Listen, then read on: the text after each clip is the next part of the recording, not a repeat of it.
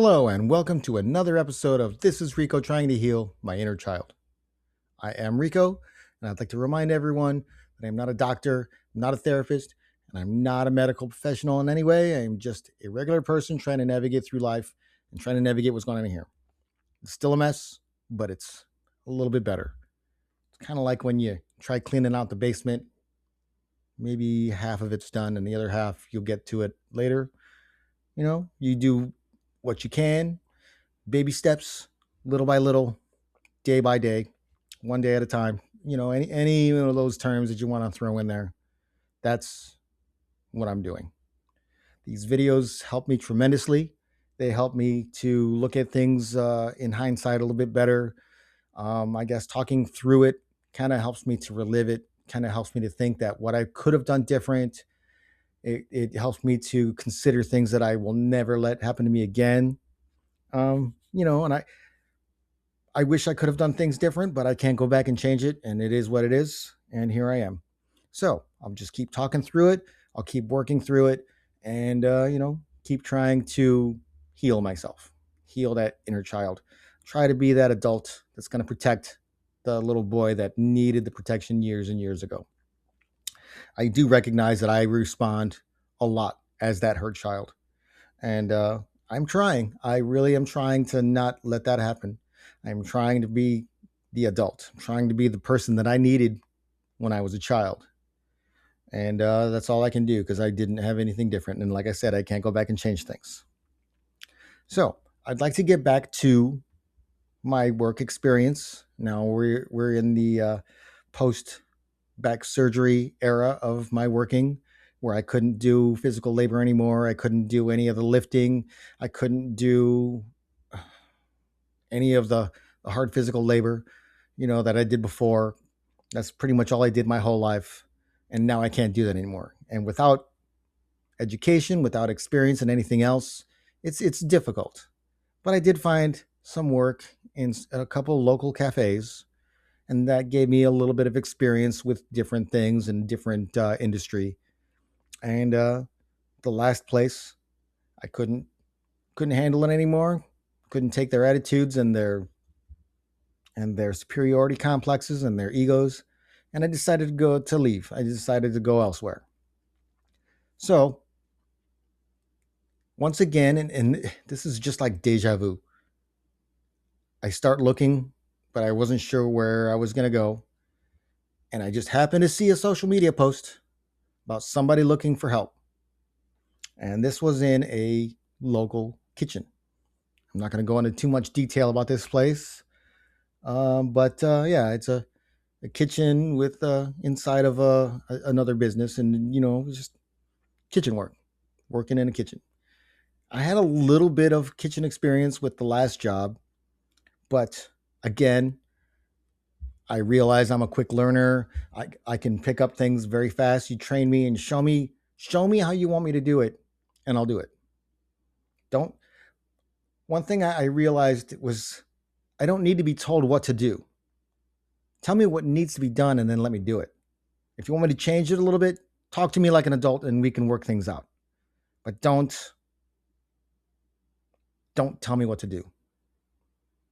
So I had no experience in this type of kitchen, but luckily for me, I'm a quick learner and I picked up things pretty fast.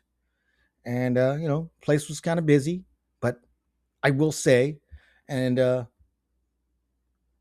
always hate complimenting myself because I feel like I'm being arrogant. But that's one thing I'm learning is that it's okay to compliment yourself. It's okay to have confidence and some self-esteem. And with this place, I was handling it like a champ. I mean, I was just staying on top of things, and I could handle anything they threw at me. I could handle whatever needed to go out. I could handle it all. I could do it. Now, there were times where I would get angry, of course, and that goes with every single job. Sometimes you get a little upset or you get a little angry. Sometimes you get a little overwhelmed or overworked, and, kind of will lash out a little bit. I never lashed out at anybody in particular or anything. I would just kind of sound off and try to vent a little bit, but they could hear me from the kitchen, and that became a little bit of an issue. So I tried learning how to, I had to learn how to blow off steam, I had to learn how to vent in other ways. Um, and I did pretty well. I just kind of tried to not let myself get upset over little things.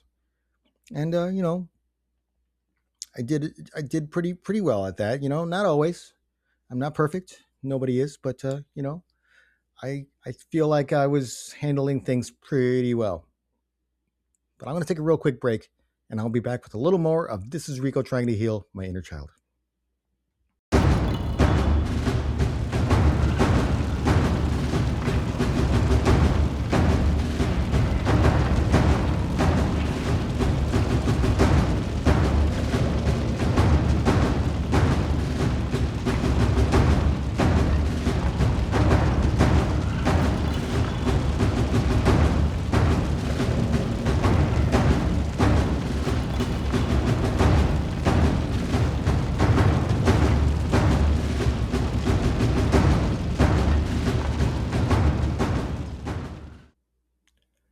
Welcome back to This is Rico trying to heal my inner child. Getting back to the topic of kitchen work that I was doing at the time.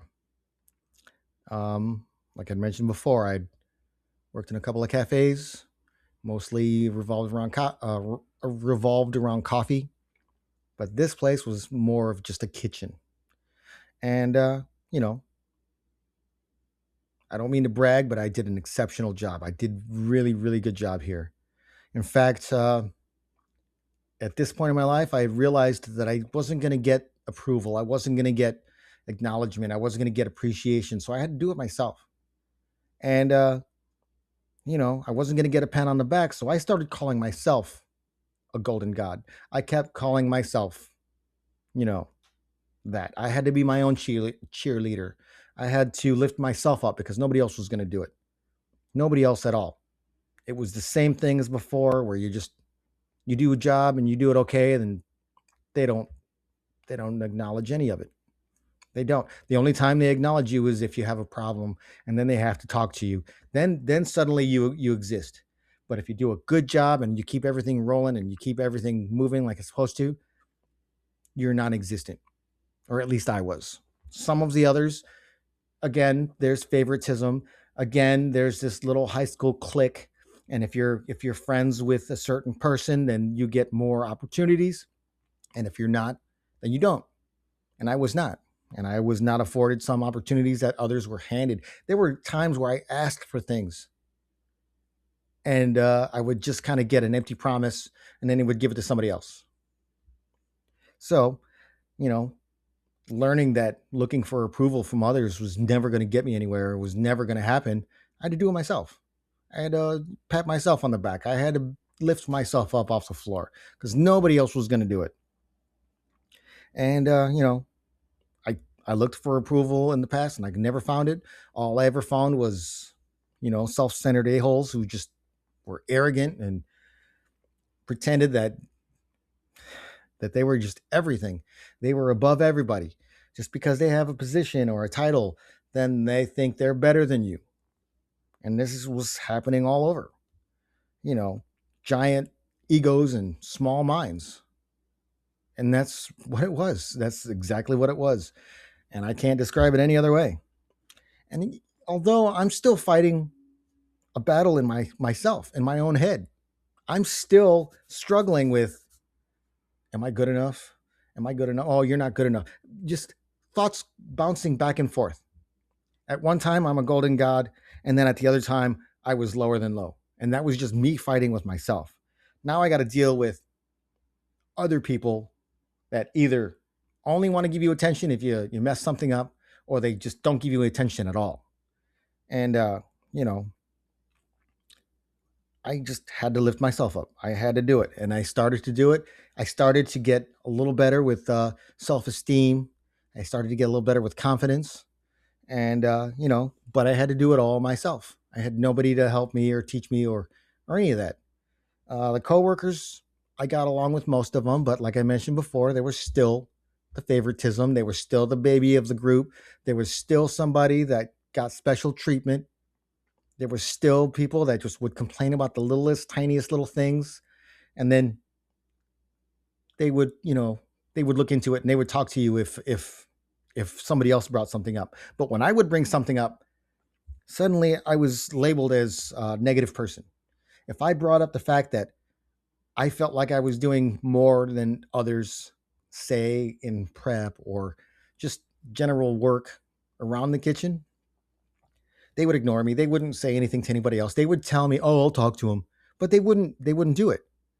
But it could be the smallest little thing, and they would come to me like it was a huge problem and give me this 45-minute talk. And it reminded me of being a kid when my dad would just lecture me over the dumbest stuff, make me feel like I was just worthless. But I'm going to take a real quick break, and I'll be back with a little more of This is Rico trying to heal my inner child.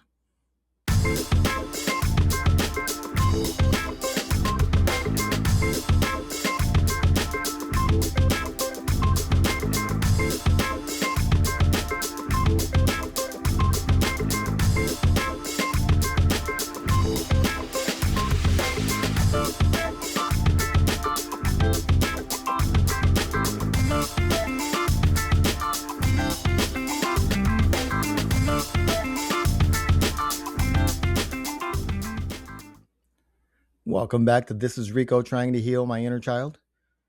I am on the topic of my post-surgery work experiences.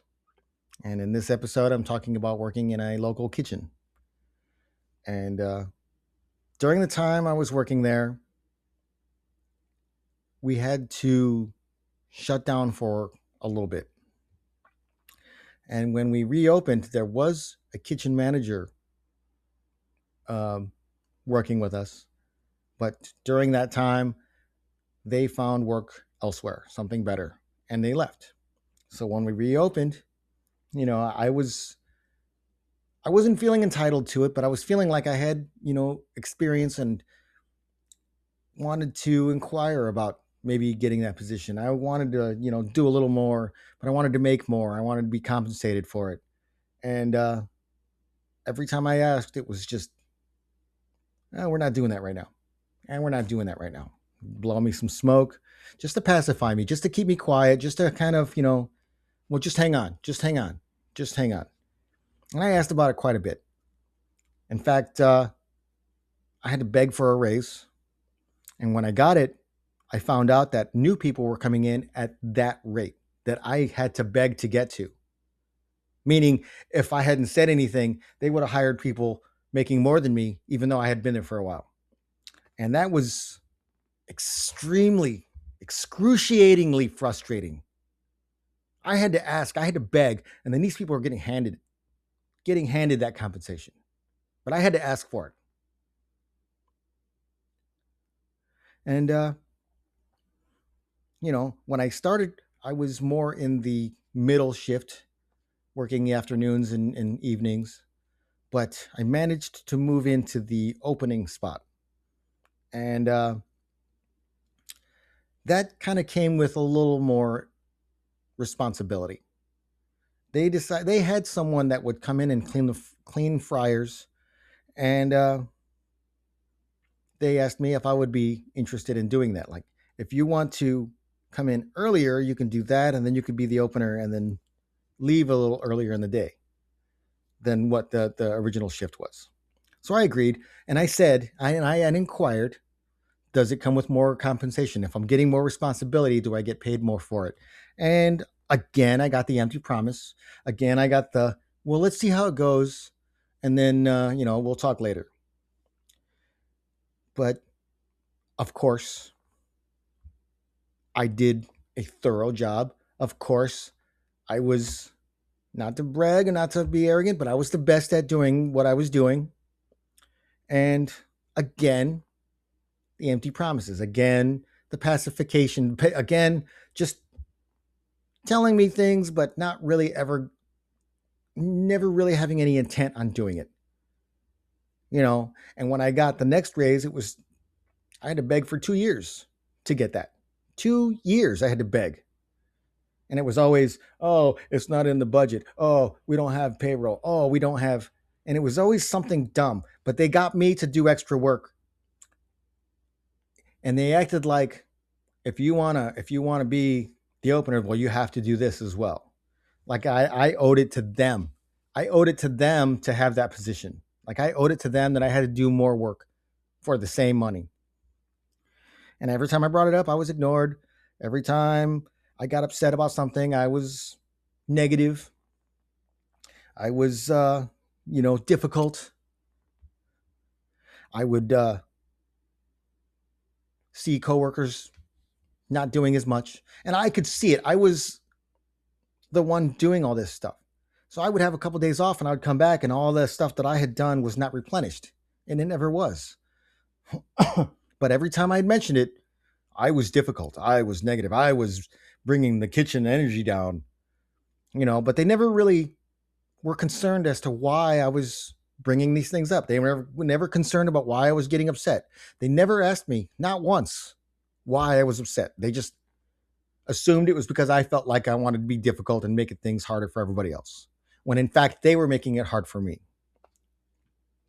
But I'm going to take a real quick break, and I'll be back with a little more of This is Rico trying to heal my inner child.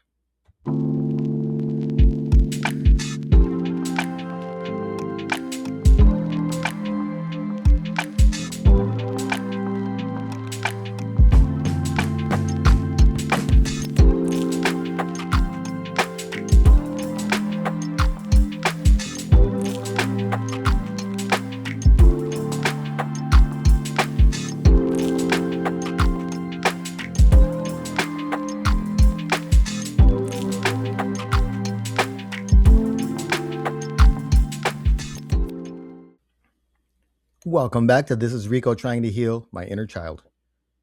I am on the topic of working in a local kitchen. More specifically, I'm on the topic of my work experiences after my back surgeries. And I was working in a local kitchen. Things were okay for a while, but then they weren't.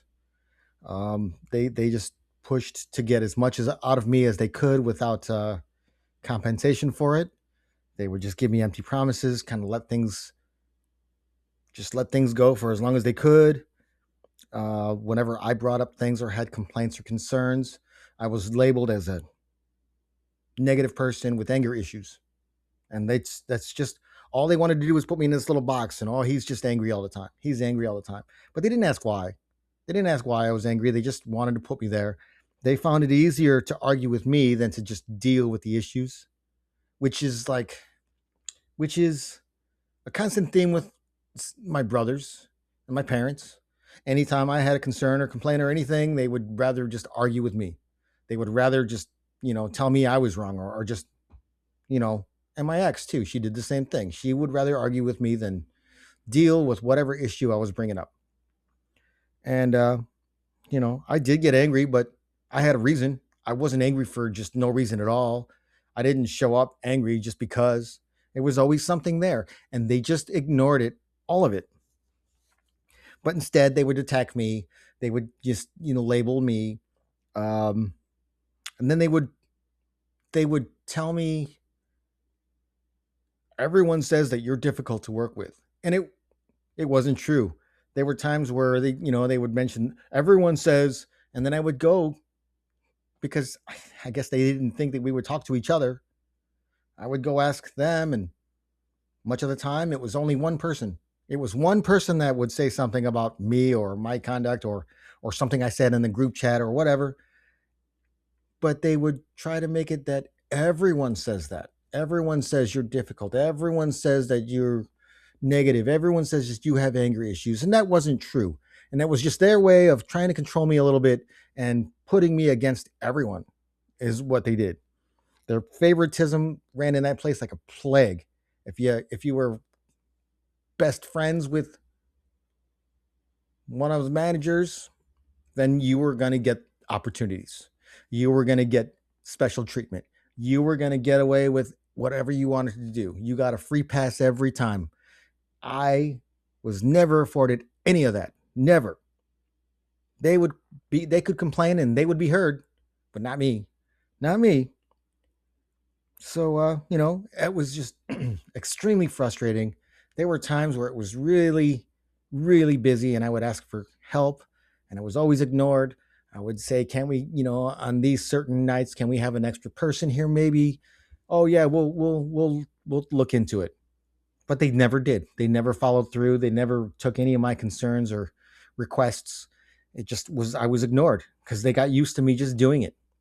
And I would get upset, but they didn't care why. They would just label me as a terrible person, labeled me as terrible. And let me just say, they're lucky I was their version of terrible and not my version of terrible. They are very lucky. I will say that. But after a while, they picked up another location.